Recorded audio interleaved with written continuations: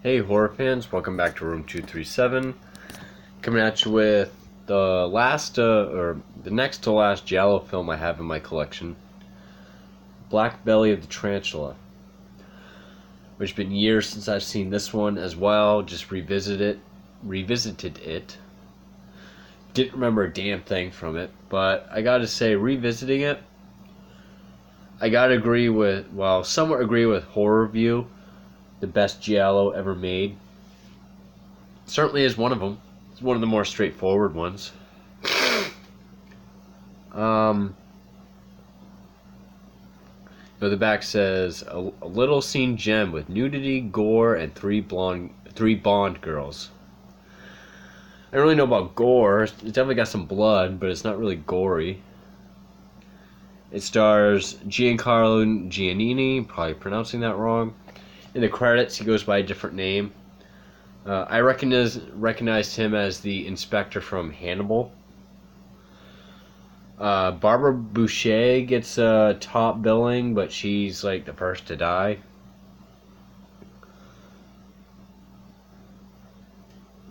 Claudine Auger, who was in Twitch of the Death Nerve. And Barbara Bach, who was in Short Night of the Glass Dolls. And of course, all three were all in James Bond films. So yeah, I do like the story of this. These women who are involved in blackmail are all being killed. And the inspector, played by Giancarlo Giannini, is sort of having not a crisis in faith necessarily, but in the job. He doesn't think he's cut out for being a detective. We've seen stuff like that hundreds of times. Which, in fact, I was kind of laughing during some of his scenes where he's just like, just don't know if I'm cut out for this job. Don't know if I can do it anymore. Just because I've seen South Park so much, it's still my favorite show. And whenever I think of like Sheriff Harrison, it's just always just stuff like, I just don't know if I can do it anymore. It would make me laugh. But anyway, I also think it's a clever title because there's not many tarantulas in it, even though it's in a lot of the imagery. In fact, I like when at the end when the screen freeze frames, you get the effect of like a black web forming before the credits. But the way the women are killed, they get an acupuncture needle in the back of their neck going into some part of the brainstem that causes paralysis. But they're still aware and conscious and can feel everything. Which we find out is because, I don't remember why, but the inspector goes to talk to this, probably because the second victim, Barbara Boucher, the first victim, she's a nympho. The second victim is, she's really into cocaine. He goes to see this, I can't remember what they're called, but insectologist.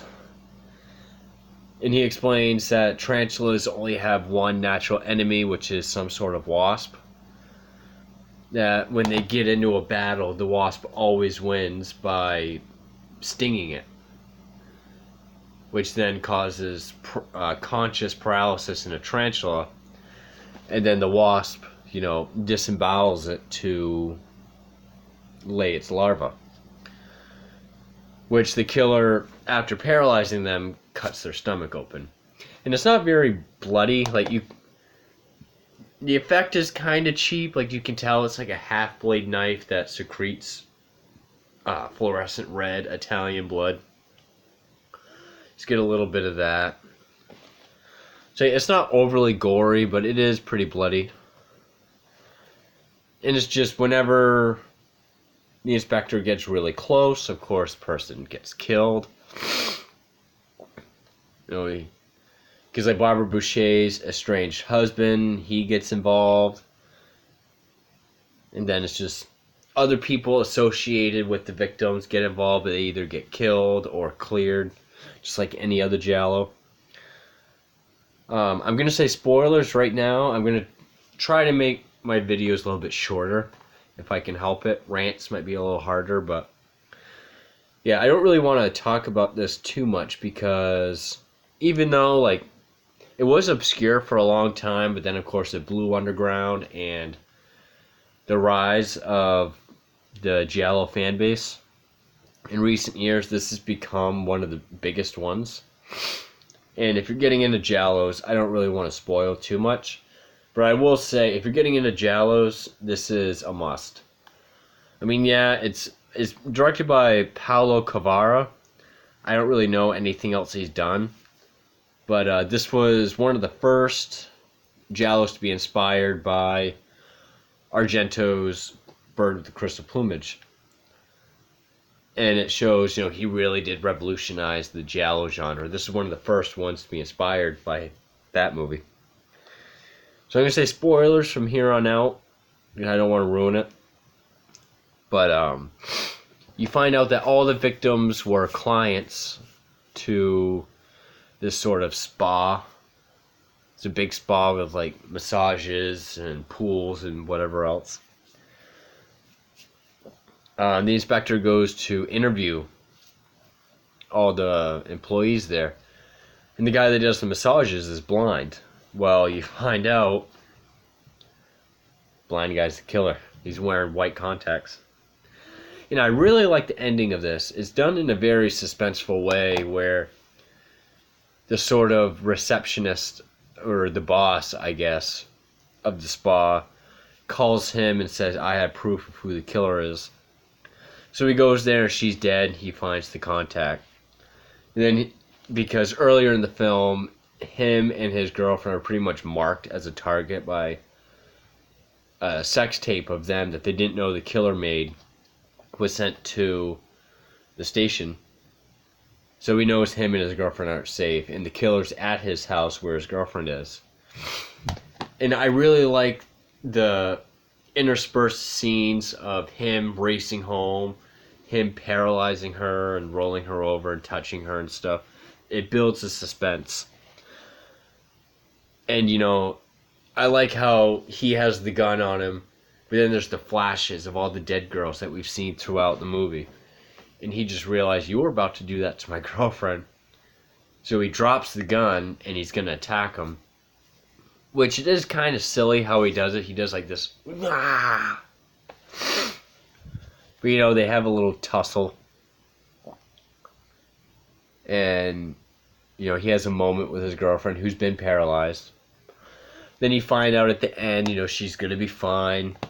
And this pathologist, I guess, tells him that, he was impotent. His wife betrayed him out of rage and jealousy. He killed her. And then, massaging the nympho and sort of hearing these women sort of venting to him sort of brought that rage back out in him. So he killed her, and then it just spiraled into him becoming a serial killer. But yeah, pretty straightforward Giallo. I really did like it.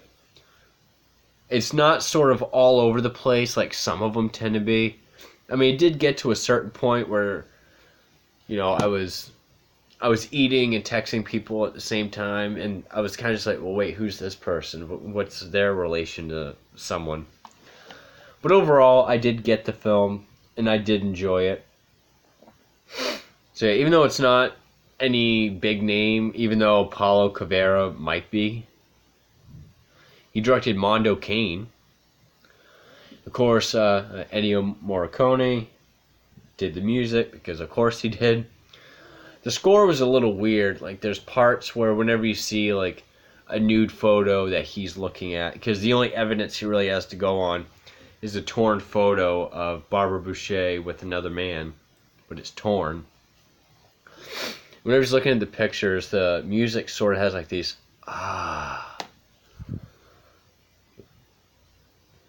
But I did think it was pretty good. I do think it's a must-see. I can definitely recommend this to any Giallo fan. Definitely one you're going to want to see. So, Black Belly of the Tarantula. And I fucking hate spiders. I think they're disgusting. But, I think the reason why he's talking to this insect guy was because this is the one thing I did remember from years ago. The sand that he has in the enclosures of the spiders isn't sand, it's cocaine. So that's why he went to go talk to him after the second victim. But yeah, very solid Giallo. I'm sure most fans of the genre have already seen this, but if they haven't, definitely should. So for room 237, that is Black Belly of the Tarantula. Thank you.